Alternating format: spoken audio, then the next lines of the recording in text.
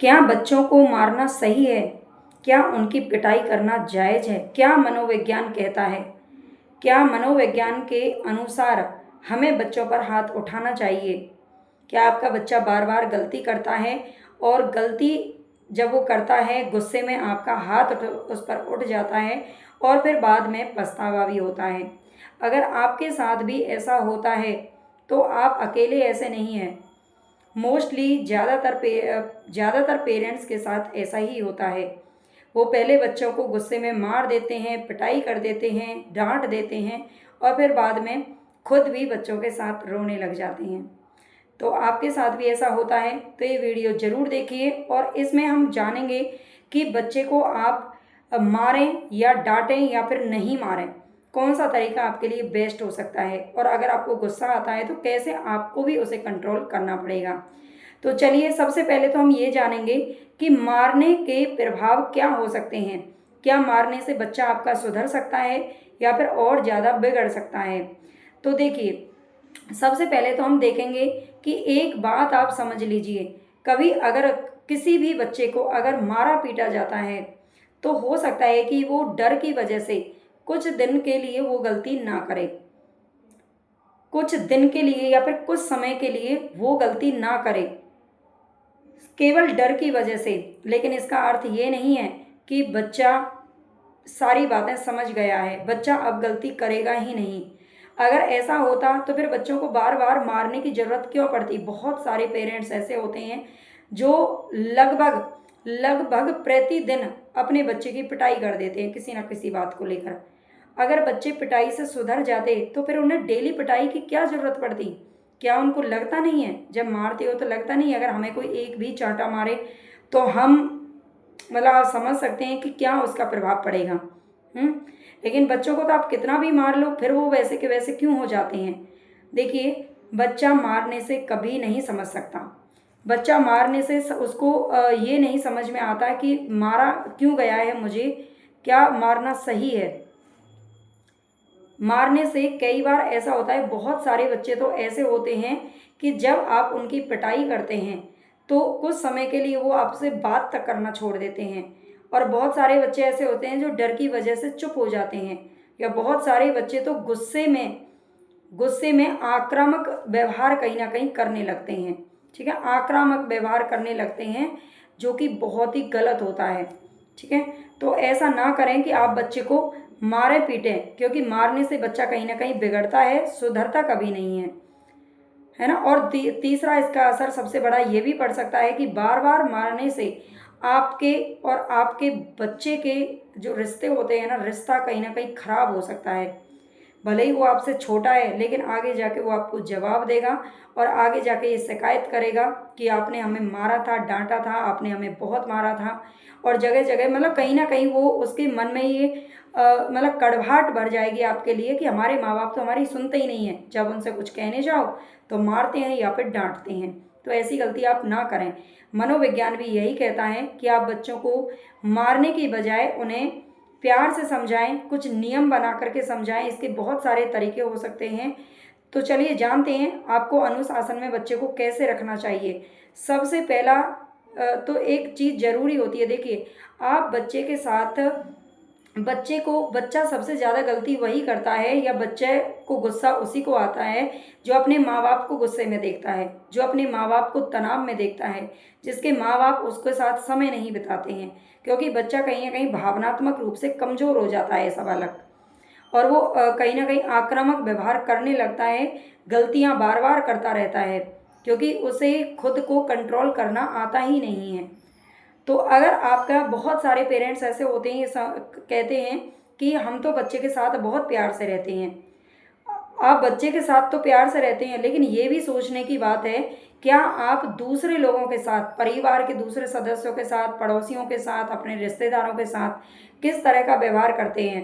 कई बार ऐसा होता है कि बहुत सारी माएँ, बहुत सारे पिता या फिर और भी परिवार के सदस्य बच्चों के साथ तो अच्छा व्यवहार करते हैं, लेकिन अपने बड़े बुजुर्गों के साथ या दूसरे सदस्यों के साथ उनका हमेशा जो है तना तना चलता रहता है ना। उनका लड़ाई झगड़े आपस में चलते रहते हैं। जैसे माता पिता बच्चों के साथ अच्छा व्यवहार करेंगे लेकिन आपस में हमेशा लड़ते रहेंगे, तो बच्चे का इसका नकारात्मक असर आपको बच्चे पर सीधा सीधा देखने को मिलेगा, क्योंकि बच्चा उस चीज़ से नहीं सीखता कि वो उसे आप क्या सिखा रहे हो, बच्चा उस चीज़ से सीखता है कि वो क्या देख रहा है घर में। तो इसीलिए बहुत ज़रूरी है अपने आप को कंट्रोल करना।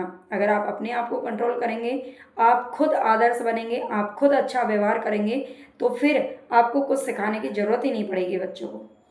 आपको बार बार कुछ भी ना उसे मारने की ज़रूरत पड़ेगी, ना डांटने की। हाँ, थोड़ा बहुत उसे आप मार्गदर्शन करते रहिए। ये सबसे ज़रूरी चीज़ होती है कि आपको खुद को गुस्सा नहीं करना है। आपको इन सारी चीज़, अगर बहुत सारे, देखिए हम भी कहीं ना कहीं बच्चे से होकर बड़े हुए हैं और हमारे अंदर भी ये सारी कमियां होती हैं, तो इसीलिए आपको अपनी कमियों को, बच्चे पैदा होने से पहले आप चाहे जो कुछ भी थे, लेकिन बच्चे होने के बाद आपको ये सारी चीज़ों का त्याग करना पड़ेगा। अगर आप एक अच्छे माता पिता बनेंगे तभी आपके बच्चे आगे चलकर अपने भविष्य में अच्छा बन पाएंगे, अच्छा प्रदर्शन कर पाएंगे हर क्षेत्र में, और वो भी आगे चलकर एक अच्छे माता पिता बन पाएंगे, क्योंकि बच्चे वही करते हैं जो अपने माता पिता से उन्होंने सीखा है। बच्चे जीन्स में हमसे बहुत कुछ अटैच होते हैं, बहुत कुछ सीख लेते हैं, लेकिन हमारा व्यवहार उन्हें पूरी तरह से बदल सकता है। तो ये चीज़ आप ज़रूर याद रख लें। अगर आपको मारने से, डांटने से बचना है, आप चाहते हो फिर भी बच्चा अनुशासित रहे, आपकी बात माने, तो बहुत ज़रूरी है कि आप खुद आदर्श बने। दूसरे तरीका ये होता है कि जब बच्चे को कभी कभार गुस्सा आता है, वो गलती करता है, तो उसकी गलती पर उसे डांटने की बजाय, उसे मारने की बजाय खुद पहले शांत रहिए और उसे प्यार से समझाइए कि बेटा ये आपने क्यों किया, इस चीज़ को नहीं तोड़ना चाहिए था, ये गलत है, आपने ऐसे क्यों बोला, ये गलत है। अगर आप उससे इस तरह से बात करेंगे तो वो समझ में उसको आ जाएगा कि ये मैंने गलती की है।